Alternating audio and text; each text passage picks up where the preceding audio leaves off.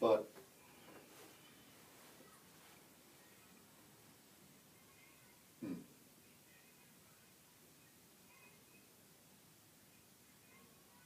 I don't know, I don't have an answer for that.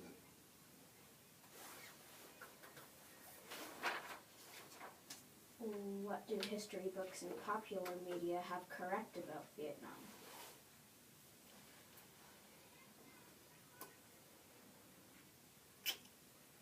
Probably that we were trying to impose something upon on the people that they didn't want. They weren't really ready to accept it.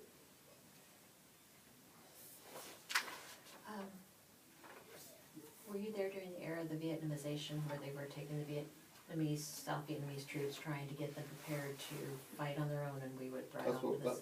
that was my job. Was that I successful? was part of the Military Assistance Advisory Committee, and we were a team that was assigned to the 23rd Armored Division, and we were there to help them train and do the things we did.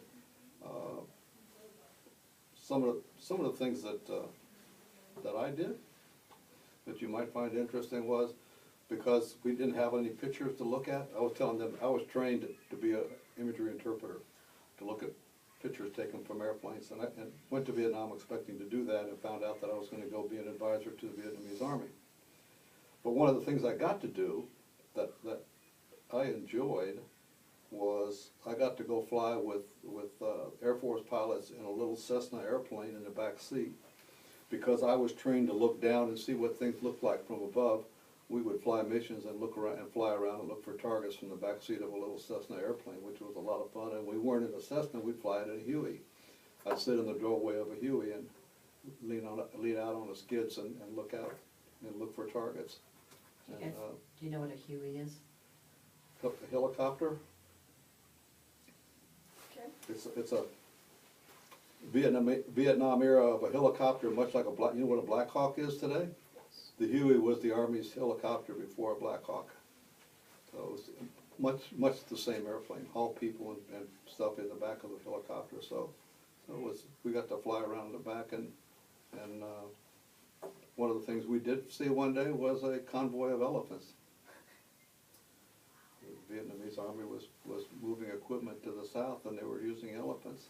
Were you up over the Ho Chi Minh Trail, or? No, we were flying down through the jungle of South Vietnam, and they were coming through the jungle, and we came upon these elephants. Based on your reconnaissance missions, how do you think the North Vietnam looked? Did it look like the people were struggling? We didn't go to North Vietnam. We had to stay in South Vietnam. We could never go to North Vietnam. We couldn't go into Cambodia. We had to stay within the confines of South Vietnam. So are you asking if the Viet Cong were well prepared, or the Viet Cong were well Like if the tree people, seasoned? like if the Viet Cong treated the people well, and if they needed. Oh, you mean in South Vietnam? North Vietnam. Well, okay, so North Vietnam sent the elephants down. So are you asking about how the Viet Cong, when they were in South Vietnam, treated the South Vietnamese? Because he was not, okay, I think that's what he's asking. Okay. So how did the Viet Cong treat the South Vietnamese people that were near the trail or whatever? Yeah.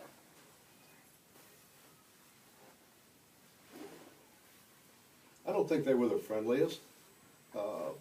They used them to do what they needed to do, but and they forced them to protect them, not to reveal who they were, or what they were doing there. But the North Vietnamese, as well as the Viet Cong, which were South Vietnamese who were supportive of the communist regime, did a lot of tunneling, and they actually lived underground.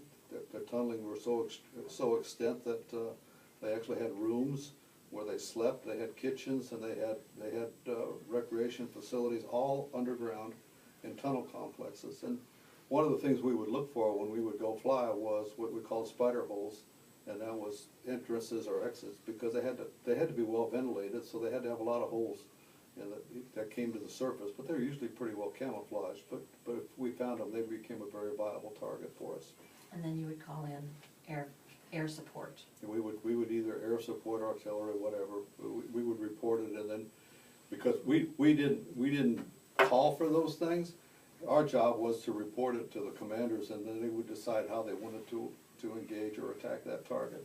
That was not our job. Our job was to identify the target. It looks like did you bring something to share? I did. I'll show that in a minute, but a couple things I want to share with you. One of them has to do with education.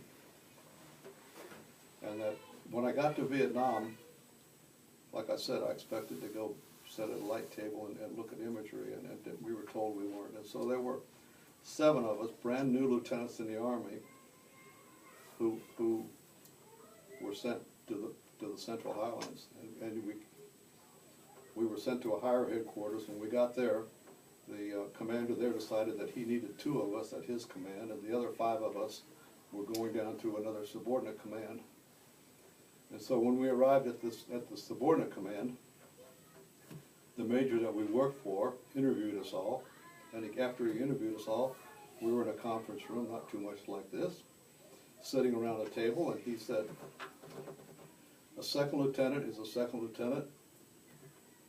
There's not much difference between second lieutenants, but if anybody who's going to stay on my staff, and I have 2 positions on my staff, has to be able to spell. So take out a piece of paper and pencil, and he gave us 10 words to spell. In my life, I've never spelled 10 words correctly. But I did that day, spell 10 words correctly, along with another guy. So we stayed at this higher headquarters, and the other 3 guys were sent down to subordinate headquarters. Here's the tragedy of that. One of them was on a patrol with the Vietnamese and was taken prisoner, was a POW. Another one was riding in a Jeep that got hit by a rocket and was severely injured and had to be sent home. And the 3rd one was killed during the Tet Offensive. Spell 10 words. So knowing your spelling words comes in very handy. You know? You never think about what you have to do, but that's. Can you tell them a little bit about what the Tet Offensive was and what happened? The Tet Offensive was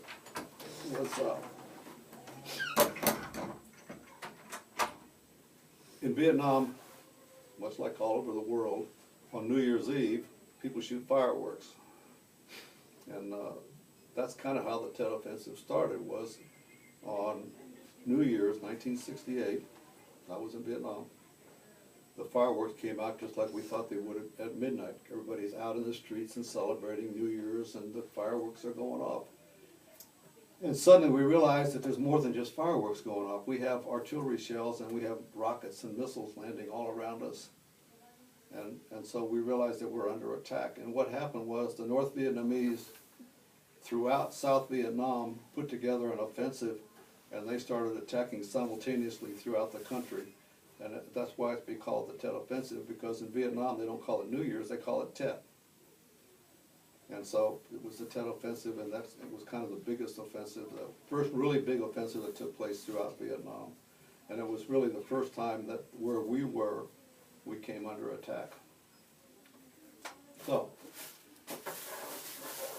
I got show and tell. I don't have a lot, but one of the things that we did do in Vietnam, as often as we could, was we would go out to the villages with a medical team, and we provide medical care, particularly for kids and young people. And so wherever we could, we would go out, and we would also meet with the village leaders and let them know that we were there to help them if they wanted help. Okay? So in the Central Highlands, much like the North Vietnamese did, they used elephants as their primary means of transportation. So when we went out, we got to ride the elephants. And so there's an elephant, and that's me. And in the background, you see these buildings. They're called longhouses. And those longhouses, an entire family would live in those longhouses, from the oldest of the generation to the youngest. The entire family lived in one of those longhouses. And so each house was a different family of many generations. And they all lived in what was called, like I said, longhouses. This picture is me with the Vietnamese that I was there to support out in front of our office building. And this is an autographed card that Miss Keeley's probably not even old enough to remember who James MacArthur was. He was one of the original stars on Hawaii Five-0. Oh, yes, yes. I He was one of the original people that was on Hawaii. He was in Vietnam on a USO tour, and he stayed in our compound for a couple of days with us and entertained with us. And so we played cards one night. So after we played cards, I took the ace of spades out, and he autographed it for me. So that's probably one of the few celebrity autographs I have from all my life. But that was in January of '68. So what happened to these gentlemen? Do you know? I have no idea. Didn't No. know if they were able to come to the US or? You know, that was so long after I left there, because I left in '68, and those people all came out in '72. You know, it was so many years later. Right. I do know that, and I don't think he's in this picture. No. We had an interpreter that went with us almost wherever we would go, and Levon Tuan, and I got to know his family. And I do know that they came to the States because he contacted me after they came to the States one time. And so I know that he did get to the States, but I don't know where he is now. So it was fun. We got to ride the elephants. At one point, while I was there, all of the various tribes of the Montagnards had a big council meeting in Bamituit, which is where I was in the Central Highlands. And so for about a week long, we had 75 to 100 elephants in town. And so they were everywhere. I mean, it was like people tie up horses in the Old West. They tied up their elephants, and they had their elephants all over. So it was it was kind of a tense time, because at that time they were trying to decide, are they going to continue to support the South Vietnamese effort, or are they going to go with the North? So it was kind of a tense time for us as to what the tribal chiefs were deciding. But that was kind of interesting to see all those elephants in town at one time. Was Vietnam as green as they say it was? Vietnam was very lush. Unfortunately, all my photographs and stuff from when I was in Vietnam are all on 35mm slides, and nobody knows how to project them anymore. Wolves in Topeka will transfer Yeah, them no, they will. for a price. Yeah, for a very nice price. Yeah, very nice price. Yeah. Where we lived was actually built by the French back in the 40s as a hunting lodge for wild game, because there's all kinds of wild game in Vietnam, tigers, lions, all that kind of stuff. And so the compound was two large two-story wooden structures that were kind of the center of the compound. And then all the way around the outside of the compound were concrete buildings with bedrooms and shower facilities and that kind of stuff. And when I arrived in Vietnam in November '67, we had no defenses. We had flowers. When the first picture I sent home to my wife, she couldn't believe it. That's where I was staying, was because we had these flower gardens and well manicured and everything. They were taken care of. So it wasn't until the Tet Offensive that we talked about that we actually came under attack. And so that's when we had to suddenly start building barriers. We had to put up bunkers and dig holes, and that's when it became important, was when the Tet Offensive finally attacked. I think that's all we have for you. Thank you Okay. for your time. Well, you're quite welcome.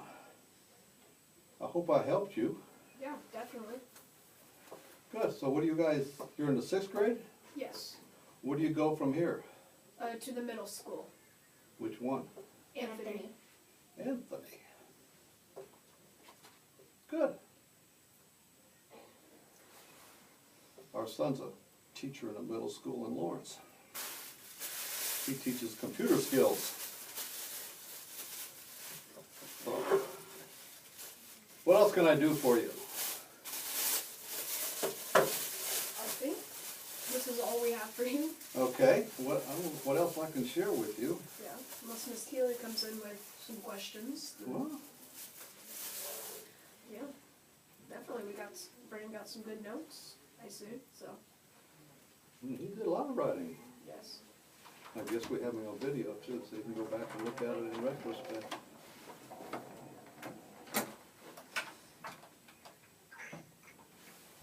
They said they're through with me. Okay. Well, what do you I guys don't know need what to else to say? share with them. Thank you. You're quite Much. welcome.